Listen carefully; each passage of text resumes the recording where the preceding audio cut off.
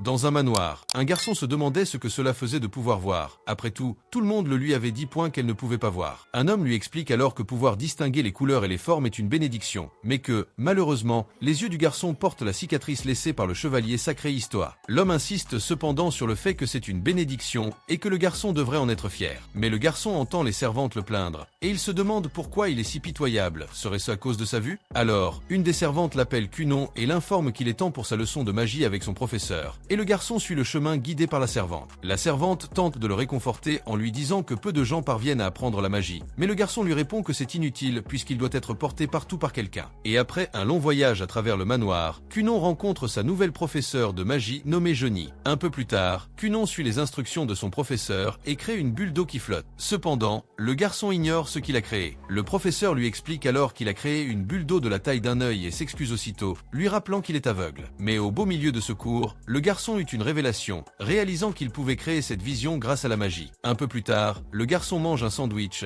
et tandis qu'il s'efforce d'en apprécier la texture, il l'ouvre et tout se répand par terre. Mais cela ne le dérange pas, et il continue d'explorer, curieux de découvrir la nature des choses. Alors la servante commence à lui décrire chaque objet qu'il ramasse, et à chaque fois, le garçon découvre une nouvelle forme. Cependant, il lui dit qu'il sent beaucoup de choses et lui demande si elle n'exagère pas, mais elle lui répond que cela en valait la peine et l'encourage à manger. Elle prend alors un raisin et commence à le lui frotter au visage, en lui demandant en plaisantant ce que c'est, mais le garçon répond qu'il va lui dire de baisser son salaire et la plaisanterie prend fin. Et maintenant, son professeur d'histoire lui demande ce qu'il veut étudier, et à sa grande surprise, il demande l'histoire du chevalier d'Histoire. Bien qu'hésitante, le professeur accepte et lui dit seulement de la prévenir s'il ne se sent pas bien. Et c'est ainsi que l'on apprend qu'il y a longtemps, une guerre a fait rage à travers le continent, jusqu'à ce que le héros Histoire parvienne à vaincre le seigneur démon, bien qu'il ait perdu un bras et subi d'autres blessures à la suite de la bataille. Et depuis lors, les descendants d'Histoire sont des enfants nés avec un handicap, et malgré cela, on considère ces enfants comme le retour du héros. Mais Cunon n'en a cure, et est déterminé à maîtriser son pouvoir magique pour créer une magie qui lui permette de voir. Cependant, le garçon finit par s'évanouir d'épuisement, et à son réveil, il déclare qu'il reste encore un long chemin à parcourir. La servante plaisante alors, se demandant si son amour ne suffit pas, mais le garçon rétorque que non. La servante, sur le même ton, ajoute qu'elle est heureuse car elle s'est beaucoup dévouée à lui et que si cela ne suffisait pas, la seule chose qu'elle pourrait faire serait de coucher avec lui. Un vrai tombeur, n'est-ce pas? Le garçon poursuit en disant qu'il manque de connaissances physiques et magiques et qu'il est très en retard, mais la servante lui répond qu'il n'a que 7 ans et qu'il est dans les temps. Cependant, l'ambition du garçon l'en empêche.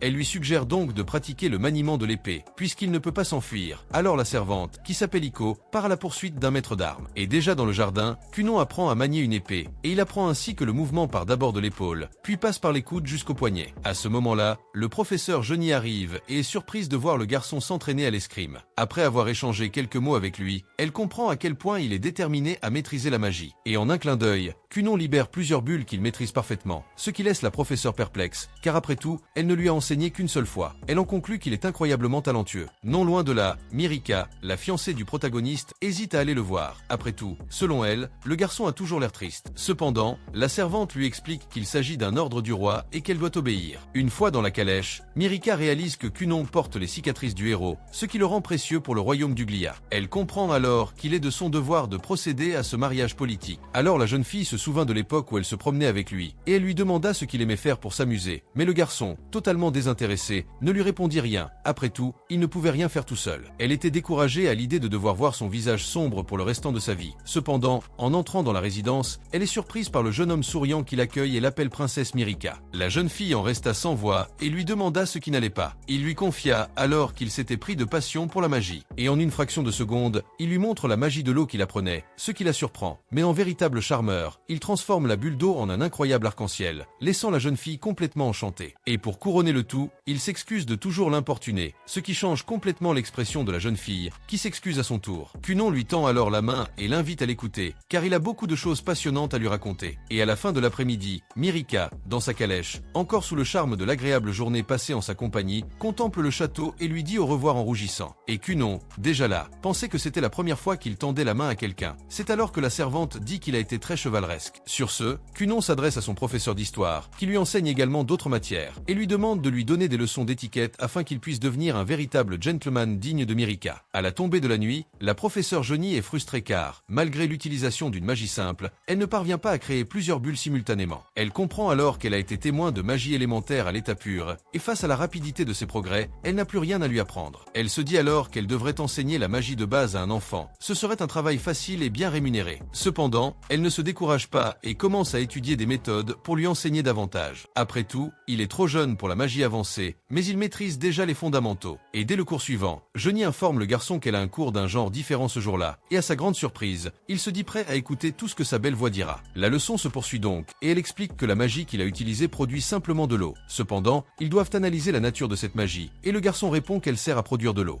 pour qu'il flotte et aussi pour qu'il conserve sa forme sphérique. Et Johnny ajoute que la réponse a été splendide, car la température, la viscosité, les composants, la couleur, la forme, la luminosité, l'arôme, la saveur et bien d'autres choses encore. Si vous les analysez, vous verrez que la magie comporte plusieurs niveaux. L'institutrice crée alors 2 bulles d'eau et lui demande de les toucher. Le garçon remarque que l'une est chaude et l'autre froide, et Johnny lui explique que, malgré l'utilisation de la même magie, celle-ci peut être employée de multiples façons, ce qui confère à chaque sort une originalité particulière. Dans ce cas précis, il s'agit d'un trait individuel décisif pour un mage, ainsi que d'une différence de talent. Et c'est ainsi que le garçon comprend qu'il s'agit de modifier les caractéristiques de la magie. Il crée donc une bulle d'eau et la fait goûter à sa servante. Elle dit que ça a le goût de pomme, mais il lui dit que c'est en fait de la prune. On dirait ce jus de tamarin douteux qu'El Chavo vendait autrefois. Cette action a de nouveau surpris l'enseignante, mais Cunon affirme qu'elle a encore beaucoup à apprendre et qu'elle rendra son enseignante fière. De retour dans sa chambre, il réfléchit qu'il ne connaît que l'odeur et la forme, mais n'a aucune notion de couleur, et que sans cette connaissance, il ne pourrait pas provoquer de changement magique, donc il ne pourrait pas créer Dieu. Mais il est déterminé à voir tout ce qui existe dans le monde. Le lendemain matin, il continue ses expériences tout en parlant à la bonne, jusqu'à ce que le garçon ait une révélation lors d'un sortilège et dise avoir vu quelque chose. Mais interrogé, il répond qu'il n'est pas sûr qu'il s'agisse de vision. Il explique alors qu'il pense avoir pu percevoir les couleurs grâce à la magie, et la servante lui explique donc la théorie des couleurs, en précisant qu'il existe une pomme vert clair et pas seulement verte. À sa grande surprise, le garçon repère qu'il y a 3 pommes rouges et 2 vertes dans le bol, ce qui étonne son père, mais la servante rétorque qu'il est encore très jeune, même s'il sait distinguer les couleurs. Elle ajoute ensuite que plus il s'approche, mieux il voit, et que cela devient encore plus clair au toucher. Son père lui demande alors s'il sait lire des livres, ce à quoi la bonne confirme que oui, puisqu'il peut identifier la couleur de l'encre en traçant le contour avec son doigt. Cependant, le garçon doit encore apprendre à lire les lettres, mais il est fasciné par les livres et les guides illustrés. Soulagé, son père dit à la bonne qu'il devrait retourner à la maison principale. Après tout, ils vivent séparément parce que Cunon ne veut pas que quiconque se sente mal. Et d'ailleurs, sa femme pourrait s'occuper du garçon à plein temps. Cependant, la bonne nie cela, affirmant que Cunon est sur le point de subir un changement majeur, qui se produit chaque jour, et qu'un changement d'environnement pourrait entraver son développement. Le père acquiesce, faisant remarquer que la distance entre les maisons est minime et que les autres n'ont qu'à vouloir rendre visite au garçon pour le voir. Il en conclut donc qu'il laissera le garçon à sa seule garde, mais elle lui répond que ce n'est pas un problème. Après tout, le salaire est très bon. Alors le père sourit et dit que sa joie doit être très bonne pour son fils. Elle ne rate pas l'occasion et déclare que, plus que des compliments, elle souhaite une augmentation de salaire, ce qui fait éclater de rire le vieil homme. Et déjà dans le jardin, la bonne lui demande s'il va commencer l'expérience, et Cunon confirme en disant que ce n'est qu'une question de temps.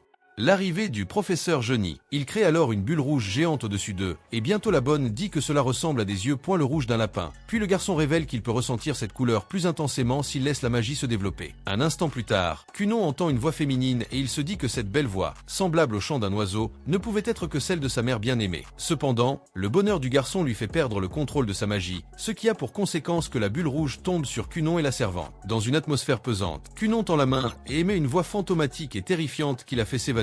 Son père le réprimande aussitôt, tandis que son frère vient en aide à leur mère. Cunon ne comprend rien jusqu'à ce que la bonne lui explique que le rouge est aussi la couleur du sang humain. Et pendant ce temps, son père les réprimande tous les deux, disant qu'il ne recevra aucune allocation pendant 2 mois et Kiko sera sans salaire pendant 3 mois. Et cette fois, c'est Kiko qui a fini par s'évanouir. Pendant tout ce temps, le professeur Johnny observait tout et ne faisait que réfléchir à quel point le talent du garçon était effrayant, et jusqu'où il pourrait aller, et se demandait également s'il serait capable d'atteindre le titre le plus prestigieux au monde, celui de magicien bleu. 2 ans plus tard, Cunon a maintenant 9 ans et sait déjà lire de nombreux documents importants. Son père commence donc déjà à prendre des dispositions pour l'inscrire prochainement à l'école.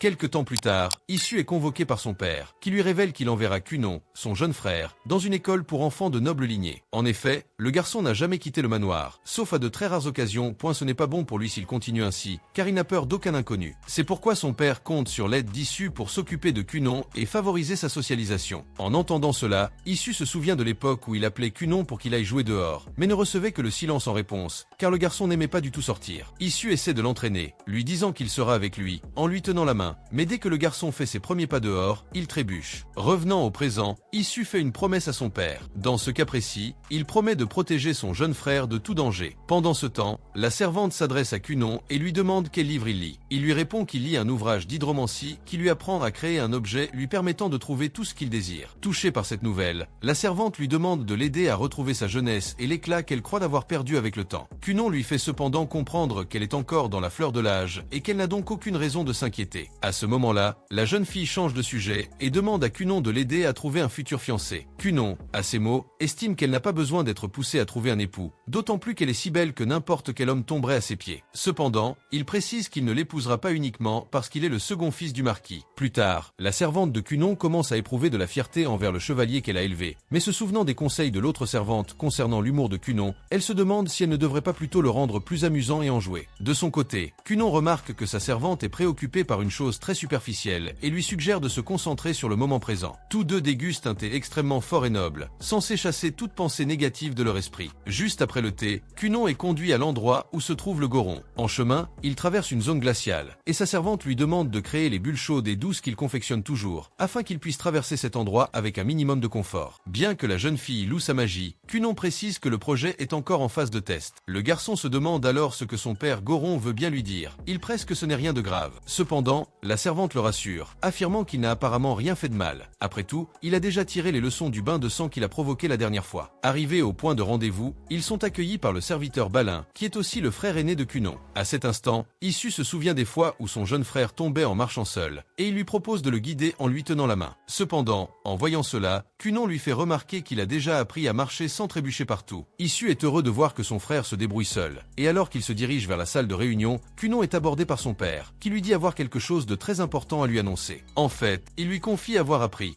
Le manque d'intérêt de Kunon pour la fréquentation d'une véritable école est compréhensible, puisqu'il a désormais terminé les matières requises pour l'école classique destinée aux enfants de la noblesse. Et quant à, on annonce à Kunon qu'il a d'autres priorités que l'école, mais Gurion lui rappelle que les enfants de noble lignée sont tenus d'aller à l'école. Cependant, Kunon étant un enfant de cœur, il peut choisir de ne pas y aller s'il le souhaite. Néanmoins, Gurion suggère à son fils d'aller à l'école par respect pour la princesse Myria. Après tout, ceux qui ne remplissent pas leur devoir de noble lignée sont mal vus en société, et si Kunon abandonne ses activités, cela pourrait nuire à la princesse Myrika de Tabla, car elle est liée à lui d'une certaine manière. Voyant cela, Kunon décide d'obéir à son père, car ses paroles lui semblent sensées. Gurion explique alors que le garçon n'est pas obligé d'aller à l'école pendant des années s'il ne le souhaite pas, mais qu'il doit seulement passer les examens de passage. S'il réussit ces examens, Kunon recevra son diplôme officiel. Se souvenant qu'il n'y a que 5 examens, Kunon se sent plus rassuré. L'idée d'aller à l'école est alors abandonnée, et sa mère commence à préparer le garçon pour l'examen à venir. Quant à Gurion, il appelle son fils aîné, Issu, et lui dit que les autres membres de la famille royale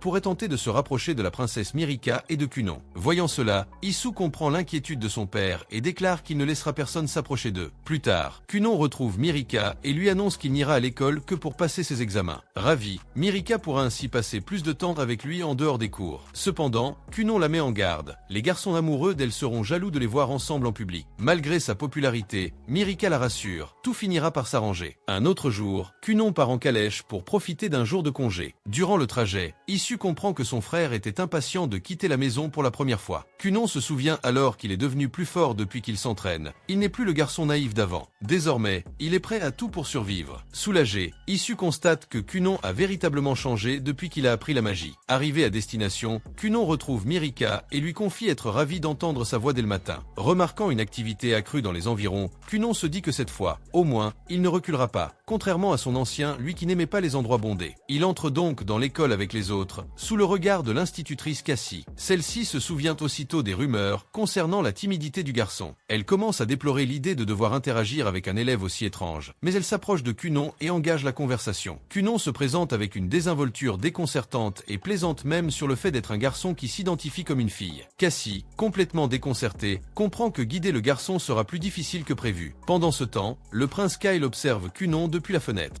Soudain, un des garçons qui l'entoure déclare que Kunon a reçu la bénédiction de la cicatrice de un héros né en 100 ans. À cette vue, le prince Lyle bouillonne de jalousie, au point de se reprendre, affirmant que la cicatrice n'est qu'une supposition et qu'en réalité, Kunon n'a rien de spécial. Apercevant la princesse Myrrika aux côtés de Kunon, Lyle est encore plus furieux et prend la fuite. Pendant ce temps, Cassie emmène Kunon en classe et lui parle des examens de passage. Kunon prétend tout savoir. Il devra passer 5 examens au cours des années suivantes pour obtenir son diplôme. Cassie explique qu'après chaque examen, Kunon aura le temps de se préparer pour le suivant, mais que sa période de préparation sera plus courte que celle des autres élèves, une requête de Guren au roi. Kunon s'indigne alors. Cette pratique est du népotisme. Il la condamne et s'excuse auprès de l'école d'avoir été contrainte d'agir ainsi. Acceptant ses excuses, l'enseignante fait comme si de rien n'était et lui fait passer l'examen. Cependant, Kunon continue de se lamenter sur le privilège dont il bénéficie en tant que fils d'une personne importante. Cassie lui demande d'arrêter d'en parler, car elle ne souhaite pas s'impliquer dans ces questions politiques. Mais Kunon insiste, affirmant que ce genre de pratique se perpétue depuis la génération précédente de sa famille. Cassie, exaspérée, lui ordonne de commencer l'examen sans plus de commentaires. Dès la fin de l'épreuve, Cassie récupère la copie de Kunon pour la corriger et est impressionnée par sa quasi-totalité de réussite, obtenue sans difficulté. Pendant ce temps, Kunon et Myrrika traversent l'école lorsqu'ils sont soudainement abordés par le prince Lyle, stupéfait que Kunon ait reçu la bénédiction de son père. Voyant le prince provoquer une altercation, Myrrika demande à son frère d'intervenir, mais Lyle lui ordonne de ne pas s'en mêler. Dans une situation quelque peu embarrassante, Issu interrompt la discussion et demande au prince Lyle s'il a une quelconque intention envers son jeune frère. Lyle, agacé par le manque de tact d'Issu, lui rétorque qu'il ne devrait parler qu'après en avoir reçu l'autorisation. Comprenant la situation, Issu réalise qu'il est dans le pétrin. La famille royale s'intéresse déjà à Kunon, alors que ce n'est que son premier jour. Il tente de calmer le jeu en affirmant que le statut social de chaque élève importe peu à l'école, ou du moins devrait en faire partie. Au cours de la discussion, Myrrika utilise sa magie pour mouiller le pantalon de son frère, laissant entendre qu'il s'est fait pipi dessus. Gêné, Lyle finit par s'éclipser, tandis que Kunon reste imperturbable. Prétextant vouloir aller manger un hamburger, Myrrika explique, pendant le repas, que Lyle a 1 an de plus qu'elle et qu'il est son grand frère. Tiens,